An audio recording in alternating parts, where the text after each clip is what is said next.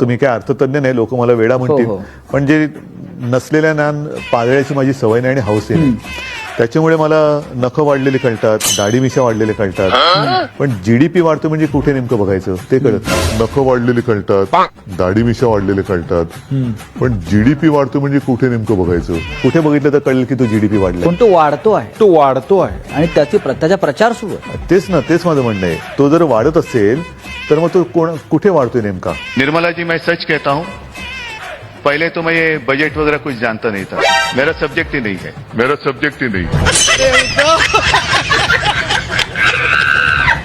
Video बघत असलेल्या प्रत्येकाला महाप्रपंचतर्फे तेजस तुंगारचा सप्रेम जय शिवराय, सप्रेम जय श्रीराम.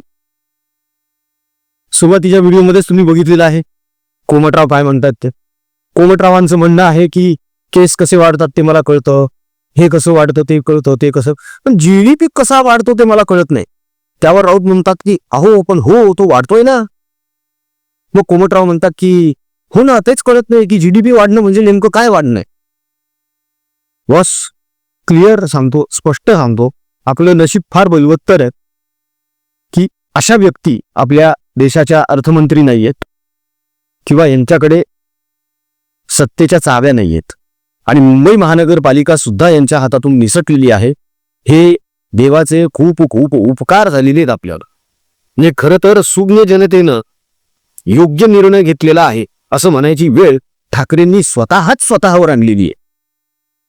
ज्या माणसाला जीडीपीचा अर्थ कळत नाही, जो माणूस निर्मला सीतारमण यांच्यासोबत मंचावर असताना स्वतः स्पष्ट कबुली देऊन टाकतो कि निर्मला जी, मुझे तो बजट का कुछ समझ में आता नहीं, लेकिन नेता हूं एक पार्टी का तो कुछ बोलना पड़ता है, इसलिए मैं एक दिन पहले ही बोल देता हूं कि अमीरों को अमीर बनाने वाला बजट, गरीबों को गरीब बनाने वाला बजट और इसमें किसी को कुछ नहीं मिलने वाला. ही इनची बौद्धिक दिवाळखोरी हे अशी जाहीररित्या समोर मांडतात. अहो मुकेश अंबानी, महिंद्रा वगैरे असली मोठी मोठी मंडळी तिथे समोर बसलेली व्यावसायिक मंडळी फिदी हसत होते यांच्यावर, यांच्या ह्या वक्तव्यावर की अरे काय माणूस आहे हा. आणि हे स्वतःला तिन्ही त्रैलोक्यातले ब्रह्मांडातले बेस्ट सीएम म्हणून घेतात, कुटुंब प्रमुख म्हणून घेतात, ज्यांना जीडीपी म्हणजे काय हे सुद्धा माहित नाही आणि हे बजेटवर बोलतात.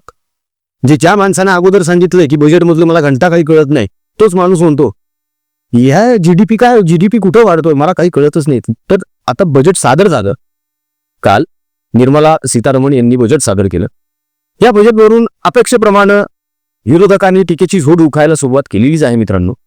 मात्र हे कसे वेगळी ढोंगी लोक आहेत आणि नेमकं बजेट काय आहे हे थोडक्यात आपण आजच्या व्हिडिओमध्ये समजून घेणार आहोत. मात्र मूळ विषय सुरू करण्या अगोदर तुम्हाला हात जोडून विनंती आहे, आपल्या स्वाभिमानी हिंदू प्रपंच परिवाराने आतापर्यंत समाजासाठी जे कार्य केलेलं आहे सेवाभाव म्हणून, त्या कार्याच्या व्हिडिओची एक छोटीशी झलक तुमच्या समोर ठेवतोय, तेवढी प्लीज बघून घ्या.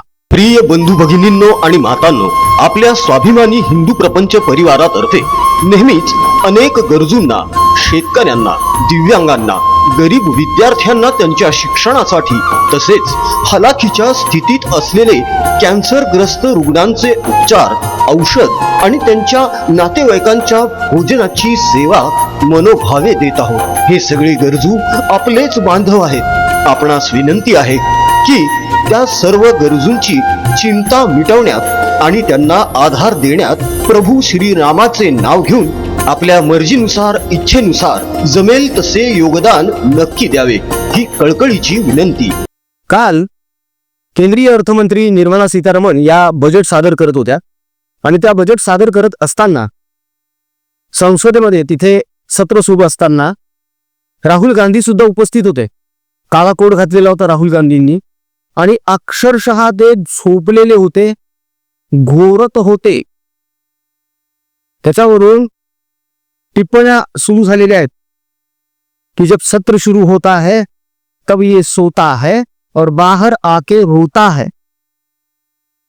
आणि तेच झालं. बाहेर येऊन यांनी नेहमीप्रमाणे बकबक करायला सुरुवात केली, वायफळ बडबड करायला सुरुवात केली की बजेट तर काही कळलंच नाही आम्हाला, या बजेटमध्ये कोणासाठी काहीच नाहीये, हे बजेट फोल आहे, या बजेटमध्ये सर्वसामान्यांसाठी काहीच नाहीये. अरे भरपूर काही आहे. तुमच्या झोपा जर उडालेल्या असतील तर तुम्हाला कळेल ना. तुम्ही जर झोपेतच असाल तिथे संसदेमध्ये बजेट सुरू असताना, तर तुम्हाला कळणार कसं. एकीकडे निर्मला सीतारमण या बजेट सादर करत होत्या आणि समोर मोठी LED स्क्रीन लावून एका टेबलवर वही पेन घेऊन देवेंद्र फडणवीस बसलेले होते त्याचा अभ्यास करा. त्याचं कारण आहे, महाराष्ट्र राज्याचं सुद्धा आता बजेट सादर करायचं आहे, तर केंद्राने जे बजेट सादर केलेलं आहे ते आणि महाराष्ट्र राज्याचं जे बजेट आहे ते याची सांगड घालून आता ते सादरीकरण होणार आहे. त्याचा अभ्यास असतो, ते समजून घ्यावं लागतं. हे असं कैऱ्यांचं काम नाहीये. वर्क फ्रॉम होम शेती होऊ शकते का असा विचार करणाऱ्याचं हे तर कामच नाहीये. उद्धव ठाकरे म्हणतात जीडीपी म्हणजे काय, जीडीपी म्हणजे काय, जीडीपी म्हणजे काय. जीडीपी म्हणजे काय सांगू तुम्हाला?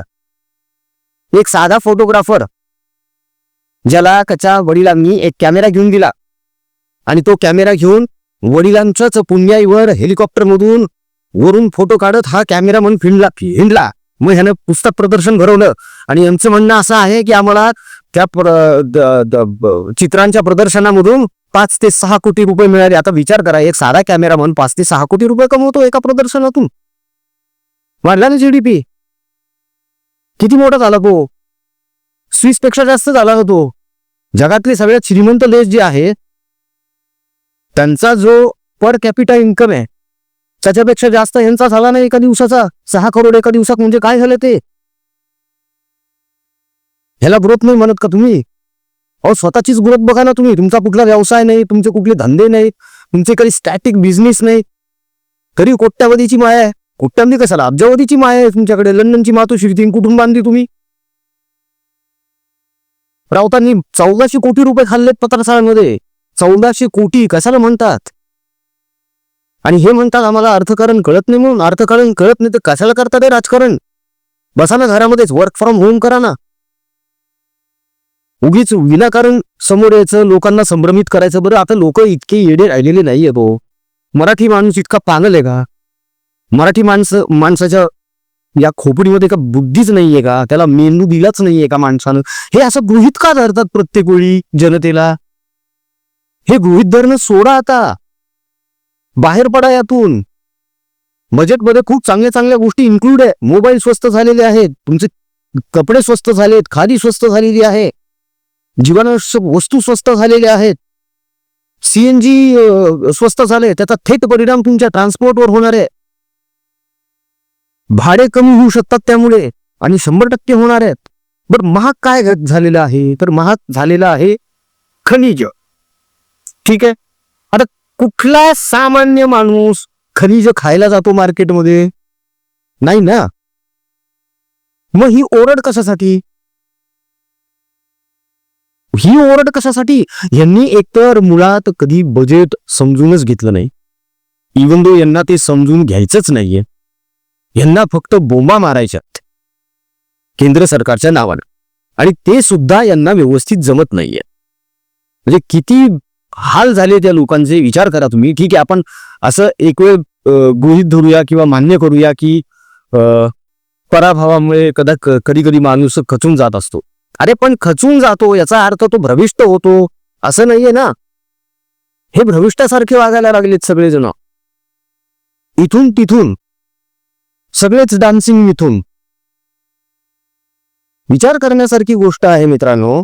जेव्हा बजेट सादर होत आहे तेव्हा तुम्ही ते बघणार आणि विनाकारण काहीतरी कन्या पिकवत राहणार, याला अर्थ नाही ना.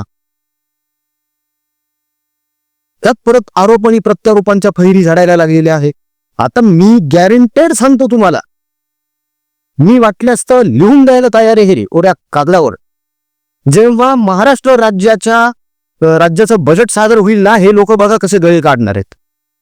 अजित दादा जर असते तर त्यांनी असं केलं असतं, अजित दादा जर असते तर त्यांनी तसं केलं असतं. पण ह्या लोकांना हे माहीतच नाहीये की महाराष्ट्र राज्याचं जे बजेट सादर करायचं आहे त्याचं 90% काम अजित दादा ऑलरेडी करून गेलेले आहेत. उरलं सुरलं 10% जे काम आहे ते सेक्रेटरी आणि देवेंद्र फडणवीस मिळून करतील. सादरीकरण तर देवेंद्र फडणवीसच करणार आहेत हे तर जवळपास आता क्लिअर झालेलं आहे. कारण सुनेत्रा पवार यांच्याकडे त्यांनी क्रीडा खातं दिलेलं आहे, उत्पादन शुल्क खातं दिलेलं आहे, मात्र अर्थ खातं दिलेलं नाही. अर्थ खातं तसंच आहे, अजून रिकामच आहे, रीतच आहे. आणि देवेंद्र फडणवीसांनी सांगितलेलं आहे अर्थ खात्याकडे माझं लक्ष आहे. त्यामुळे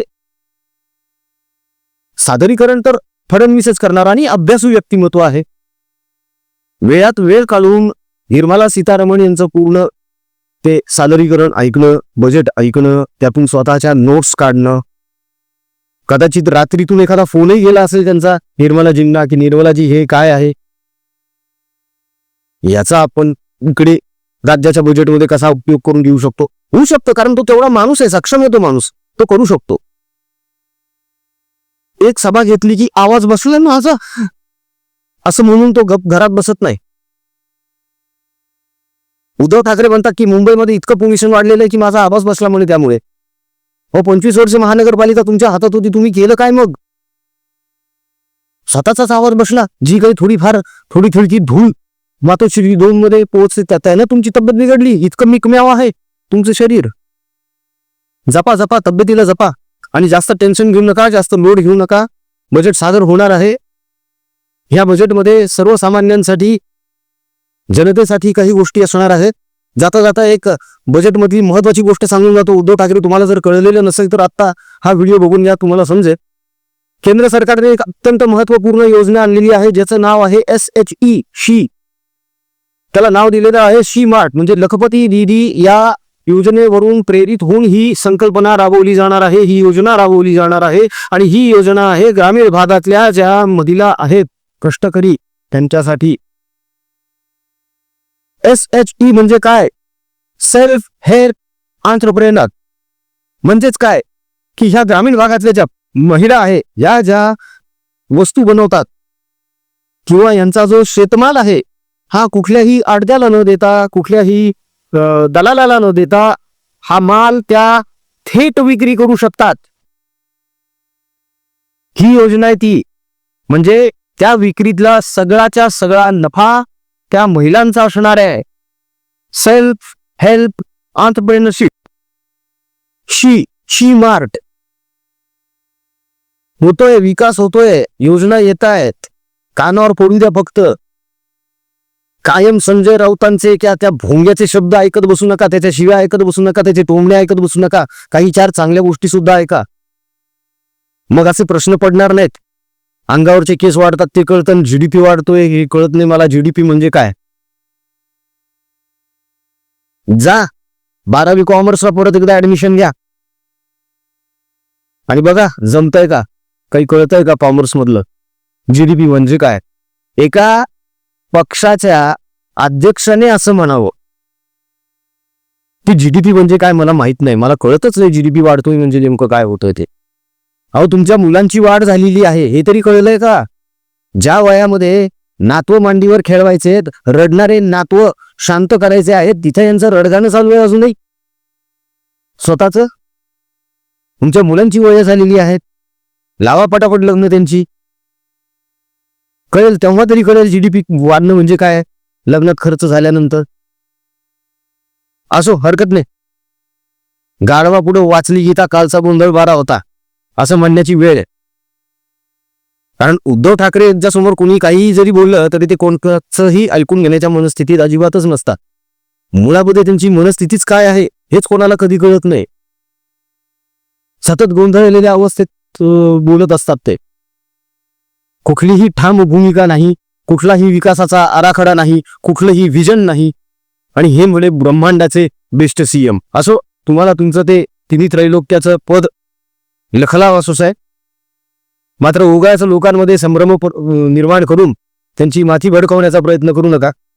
इथून पुढे 3.5 वर्ष आपल्याला दुसरं काहीही काम नाहीये. तेव्हा जा एक मस्त चक्कर मारून या लंडनला, इंग्लंडला, मातोश्री 3 बघून या. उगं नाही तर तिथं कोणीतरी कब्जा करून बसायचं, परत रडायला मोकळे, माझी मातोश्री चोरली, माझी मातोश्री चोरली. हो, कारण रडण्या व्यतिरिक्त काही येतच नाही ना आपल्याला. असो, हरकत नाही मित्रांनो. जाता जाता एक छोटीशी विनंती आहे. आपल्या स्वाभिमानी हिंदू प्रपंच परिवाराच्या कार्याच्या व्हिडिओची जी झलक तुम्ही बघितली त्यामध्ये तुम्हाला जाणवलं असेल की आपण कर्कग्रस्त रुग्ण जे आहेत त्यांचे औषध उपचार, त्यांच्या नातेवाईकांच्या जेवणाची व्यवस्था वगैरे करत असतो. त्यानंतर जे शेतकरी राजा आहेत आपले, जे अत्यंत हालाकीच्या परिस्थितीत आहेत, घरं पडलेली आहेत, गुराढोरांना चारा नाही द्यायला, त्यांचे लेकरं कधी कधी उपाशी झोपतात, अशांसाठी आपण किराणा मालाचं सामान वाटप करत असतो. त्यांना होता होईल तेवढी मदत आपण करत असतो. दिव्यांगांना करत असतो. आपण विद्यार्थी दत्तक घेतलेले आहेत आपल्या परिवाराने. या सगळ्यांची मनोभावे सेवा आपल्याकडून सुरू आहे. आजपर्यंत तुमची खूप साथ लाभलेली मित्रांनो, माता बंधू भगिनींनो, इथून पुढेही अशीच साथ लाभू द्या. या सत्कर्मामध्ये तुम्ही सुद्धा सहभागी व्हा. शेवटी आपले कर्म, आपली पुण्यालीच आपल्या सोबत येणार आहे, बाकी काहीच येणार नाही. तेव्हा काहीतरी चांगलं देऊन चांगलं घेऊन जाऊया यार, एवढंच म्हणणं आहे. म्हणूनच जर तुम्हाला वाटत असेल यात सहभागी व्हावं तर दिला गेलेल्या जीपे फोनपे क्रमांकावर तुमच्या इच्छेनुसार मर्जीनुसार तुम्हाला जे योगदान द्यावं वाटतंय ते निश्चित द्या. ट्रान्झॅक्शन झाल्यावर त्याचा स्क्रीनशॉट काढून आमच्या व्हॉट्सअपवर पाठवा, म्हणजे त्याची एक पावती बनवून आम्ही ती तुम्हाला पोस्टी करू. मन मोठं करा मित्रांनो, प्रभू श्रीरामाचं नाव घ्या. अनेक जण असे आहेत जे खूप अडचणीत आहेत, ज्यांना जगण्याचा आधार देणं गरजेचं आहे आणि दाखवून देणं गरजेचं आहे की माणुसकी आणि संवेदनशीलता अजून जिवंत आहे. तेव्हा वाट बघतोय मित्रांनो आम्ही सुद्धा आणि ते सुद्धा. यापुढे तुर्तास इथेच थांबतो. व्हिडिओ आवडला असेल लाईक करा, शेअर करा, चॅनल सबस्क्राईब करा आणि कमेंट अवश्य करा. जय हिंद, जय महाराष्ट्र, वंदे मातरम, जय शिवराय, जय शंभूराजे, जय भवानी, जय जगदंब, भारत माता की जय. जय श्रीराम. रघुपति राघव राजा राम पतित पावन सीताराम. रघुपति राघव राजा राम पतित पावन सीताराम. रघुपति राघव राजा राम पतित पावन सीताराम. सुंदर विग्रह मेघ श्याम